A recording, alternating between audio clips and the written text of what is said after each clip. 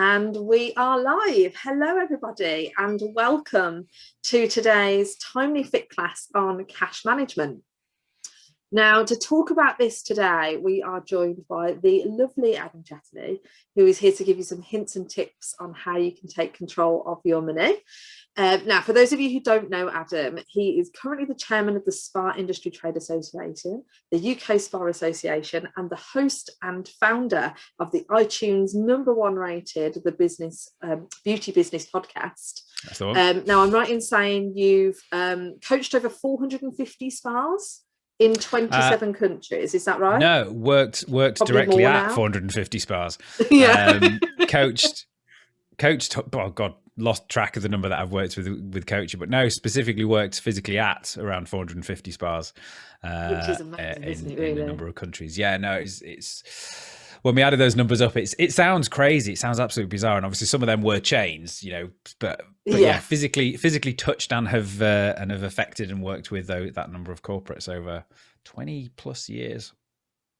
It's a long time. It seems like a long time, doesn't it? And 27 countries, like there's not many people that can say they've kind of spread themselves that far and wide over that time. No, and even I was surprised when we got to that number. It was this was all for a magazine article we did a couple of years ago, and they specifically asked for how many countries. So I was like, right, we're gonna milk this. I may have counted England, Wales, and Scotland as separate countries. I'll admit that, but they were definitely they are separate countries. Well, they absolutely are. But it's, but I think this year's shown how separate we are. Oh God, yeah, crikey, that isn't that true. So and everywhere from literally a place in the middle of nowhere that most people will never heard of called Bora Bora, which is a tiny little, not even an island, it's basically a volcano that grew a bit bigger in the middle of the South Pacific.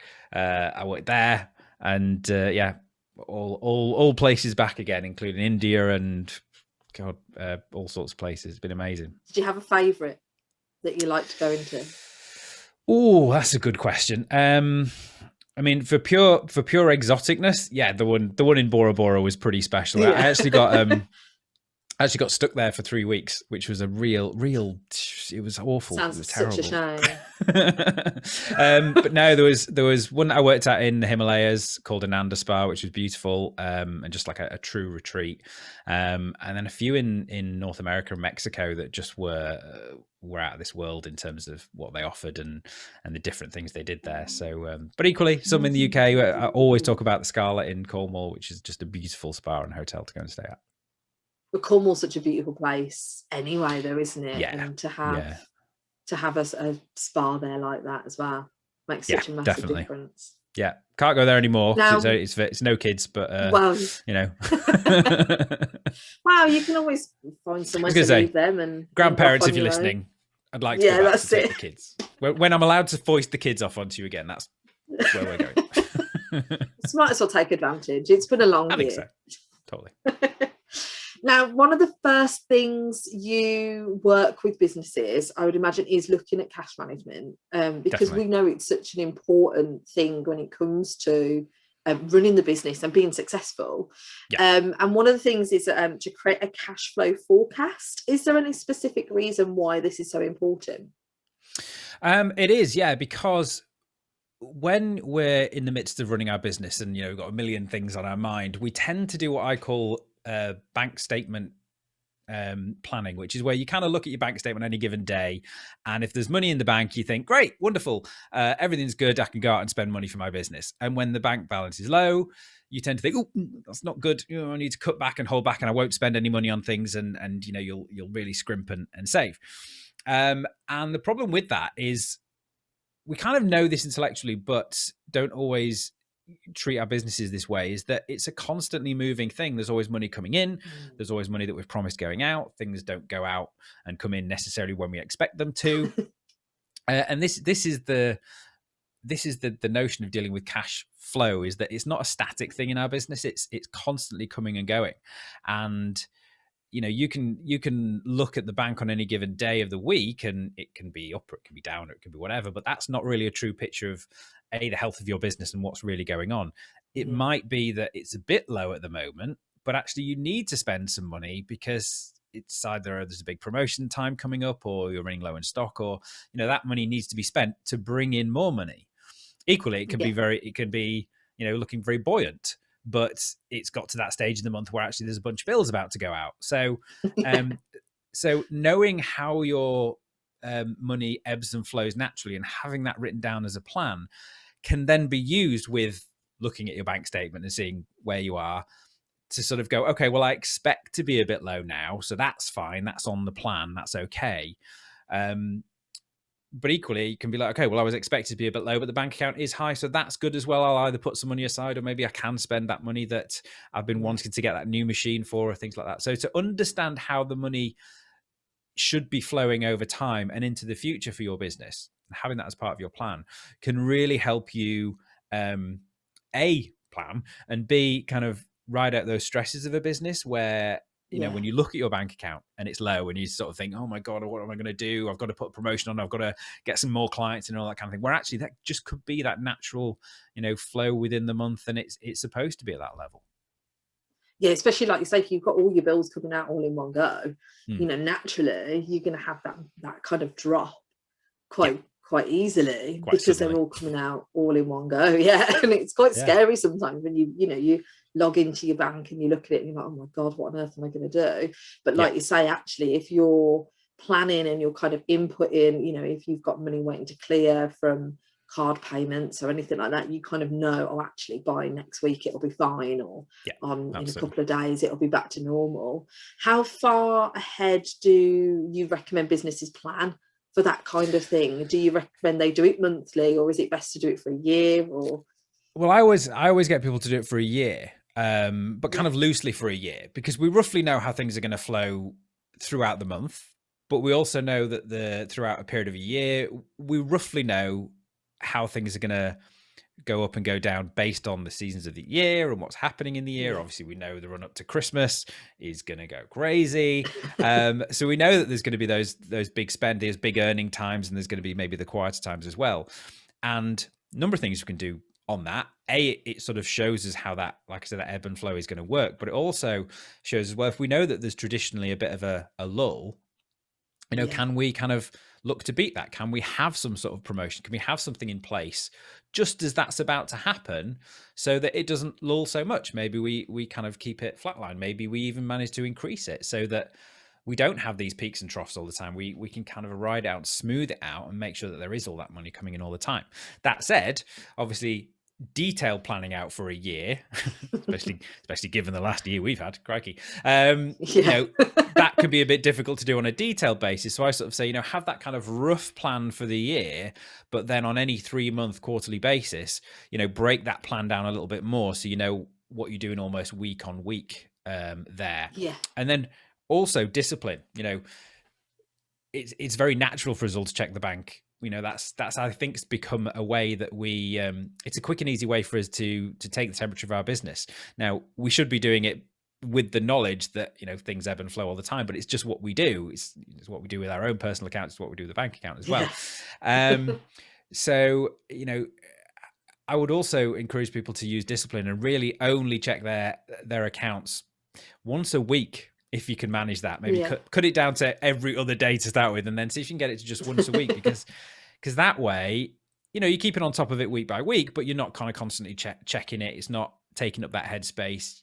It's not leading you to that tendency of going, oh my God, it's low, what am I going to do? So there really is having that plan in place and knowing that you've got it covered for the next quarter in detail, and then only checking your bank account once a week can really kind of help smooth things out and help with the stress levels of any kind of money management, particularly if it's something that you know. And I guess that should get easier the more you're kind of planning for that, shouldn't it? If you're kind of used to updating, say, like a spreadsheet or something like that you're keeping track of it, you shouldn't necessarily need to log in and look at your bank account every day, because as long as you can kind of see that it's in the green, you don't necessarily need to worry. Yeah, absolutely.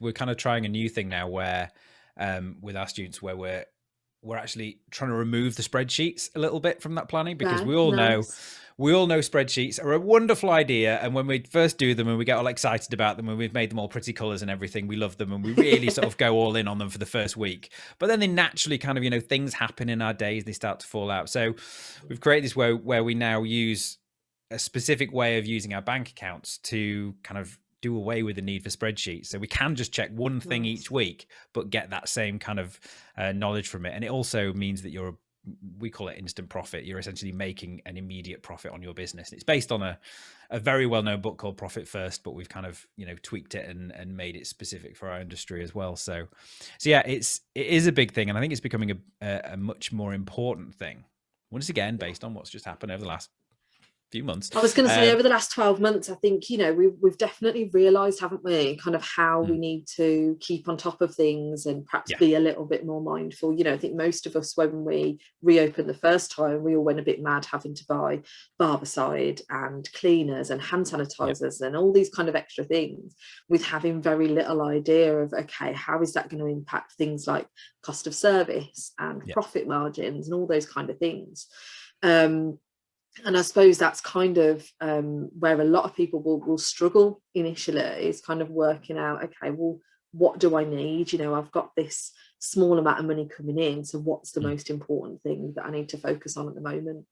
Yeah, and all this leads back to the fact that so many hair salon owners, beauty salon owners still work in this way of, right, we'll pay everything else first, and if there's anything left over at the end, well, maybe we'll use that to pay us, which is absolutely the wrong way to do it. And, you know, you're the one taking the risk. It's your business. You should be the one getting paid first, not the one getting paid with whatever's left over. So it really is that the more you can plan for how your cash is going to work.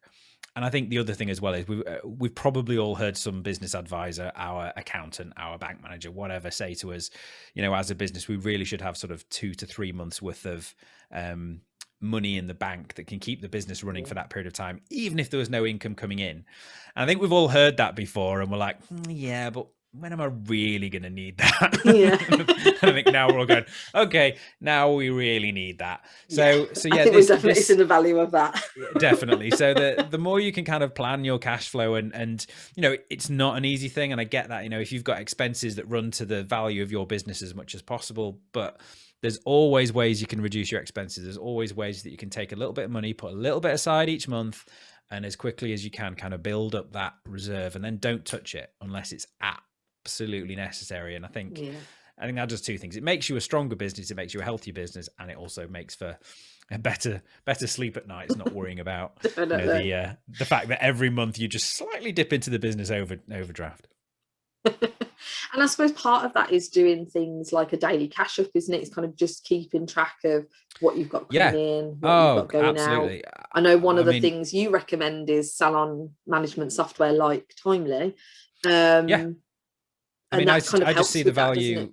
Completely. I mean, one thing that really kind of, if I can go on a rant for a bit, really bugs me is when people say, you know, management software like Timely is expensive. It's not expensive, because they're viewing it as just a cost. They're viewing it as like, oh, it's money I've got to spend that I don't need to, which is absolutely not true. Yes, you can have a piece of paper and write appointments in there or put them in your calendar on your phone, but it's never going to give you reports, and it's never going to save you that time.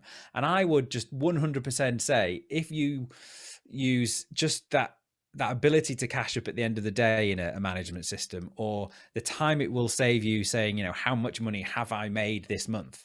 That alone, rather than having to add stuff up from a paper booking system or a ledger or a journal, that alone is going to make it massively worth doing. So yeah, it really does bug me when people say, oh, it's expensive and all that kind of thing. I'm like, okay, well, if you just add up the amount of time you spend working things out manually, getting it wrong and then reworking it out again, versus, you know, how much your time is worth for one treatment, let's say, and, you know, factor that in for using some good quality management software like Timely, you know, it's just the biggest no-brainer for me ever. And yeah, you mentioned a daily cash up. Again, I get frustrated with businesses that sort of get to the end of the day like, oh, I'm tired, oh, I'll cash up tomorrow. It's like, it honestly takes 5 minutes. It takes 5 minutes each day, and then, you know, and you can kind of mentally check that off and go, okay, the right money's in the till. I've got the right number of vouchers, the right number of cash, the right number of credit card slips, or whatever you keep hold of. Done. Tick that day off. Move on to the next one. Whereas if you leave it And you to the can end of the guarantee if week, you don't do it, yeah, like it's oh gonna, yeah, you know, the next day you're bound to be late for something, or something's yeah, not added up, and you've got to try and sort that out before you can yeah. take payments for the next day. And it's an absolute nightmare if you just let it carry on and carry on. Completely. And we've all done it. We have all done it and made that mistake, but yet we Yeah. all do it again. That time where you sort of go, oh, I didn't do it for 3 days. And, oh, what did Mrs. Smith pay with 3 days ago? I can't remember. No, there was something about it. She said she'd come in with, what did she say? Or a son was going to pop in and pay, and you suddenly can't remember. And whereas if you do it on the day, even if it's not right, and even if your brain is fried, you've had one of those days, cash up. If it's not right, write yourself a note and stick it in there and Yeah. just go, okay, it was out by this amount of money. I think it was something to do with Mrs. Smith saying her son was going to come in, but I'm not sure. Write a note and then you can follow up on the next day. Don't leave it any more than a day to do a cash up. That's the best thing about software, isn't it? Is it's accurate because it's a computer software. It's not got that human error. You know, yes, we can input the information incorrectly or whatever it might be, but as long as it's correct and it's worked out properly, it's accurate. It doesn't get tired. It doesn't, fall behind like we do. There's no ambiguity with it. There's no sort of, oh yeah, you did tell me what. Yeah, I've forgotten what that was. It's I did what you told me, and this is the result. So if there is it's glaring. If there's money not in the till, there's money not in the till. You're gonna have to do something about it. But at least it's there and present and right in front of you. Now, after obviously being in lockdown for the last sort of what feels like forever, million years, yeah, it literally feels like that at the moment. Many businesses looked at other ways they could bring in money, like retail and gift vouchers, and we've kind of spoken about making sure, like you said, that we've learned the value of having that that income sort of there. And I think it's important to say not to let that stop now that we've reopened and kind of carry that on. Have you got any other tips that businesses can do to kind of increase revenue if they are kind of going through that bit of a lull through those quieter times of year? I mean, I'm a huge fan of all kinds of promotions, and kind of really some of the old ones that have kind of gone out of fashion. I think an event is a great way to sort of get people together.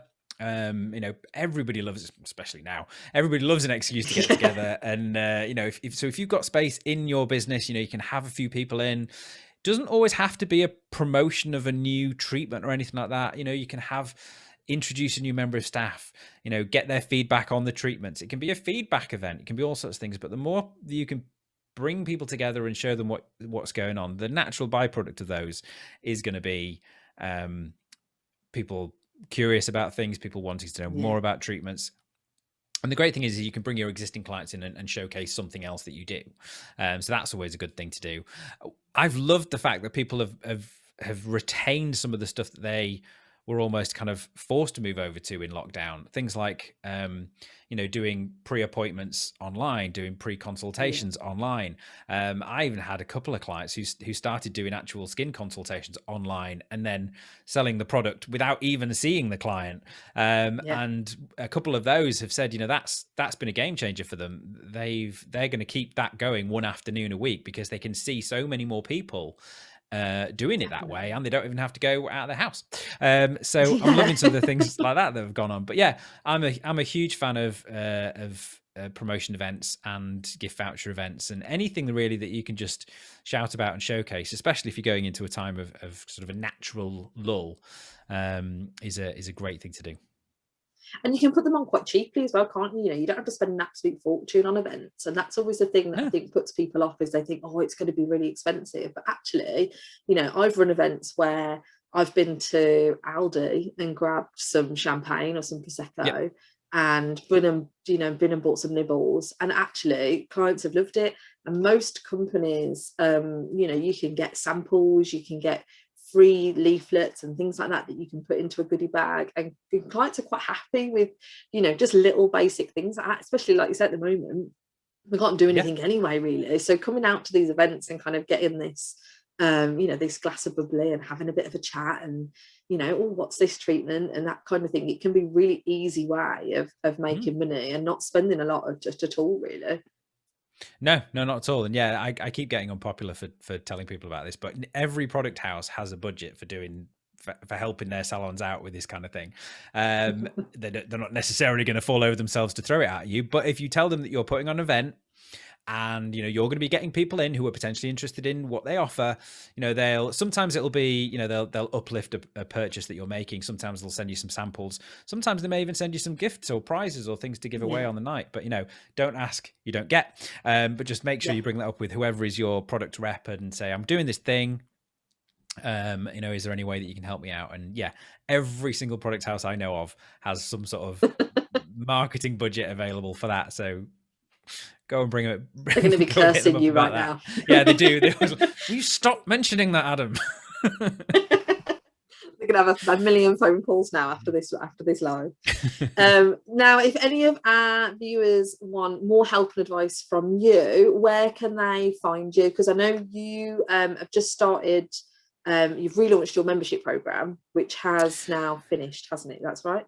Yeah, we did. So we've taken, I've never had a membership before, and I'm not entirely sure why I shied away from it, but I previously went down the route of teaching specific courses. But then obviously what's happened over the last period of time, we sort of thought actually the time's now right to really bring people together as a community. So we've taken all the courses that we've previously produced on things like pricing and on getting clients and on getting more reviews and website design and all sorts of things. And we just put them all inside a membership that people can just subscribe to. And we're having so much fun doing it. So we launched at the beginning of April. We got a bunch of people in and we're doing a lot of live stuff in April. But yeah, we've actually closed membership registration down now. The wait list is still there, but we've closed registration down now for now so that we can have all the fun with the people that have come in at the beginning of April. But just for Timely, what we've done is we've reopened membership just for people who watch this video. We've got a special link to give out. Hopefully we can put those in the comments somewhere. But yeah, we've got a special page just for you guys. It's beautybusinesssecrets.co/timely. And if you go there, you will not only be able to see what's on offer and everything that we've got going on, but you'll be able to join straight away. And we've even put a special offer in there for Timely people as well. Absolutely fantastic. That is amazing. So everyone, we will pop the link in the comments after this live for you. And then if any of you want to, if you can't find it, just pop me a private message on Facebook and I'll have the link and I'll be able to get you set up with that. But I think coming out of lockdown now and kind of reopening, it's the perfect time, isn't it, to kind of get all these things in place, get them ready, get your business working as well as it can and kind of, really reopening with a bang in 2021 and kind of getting back on track. Yeah, we've definitely being as shifted successful as possible.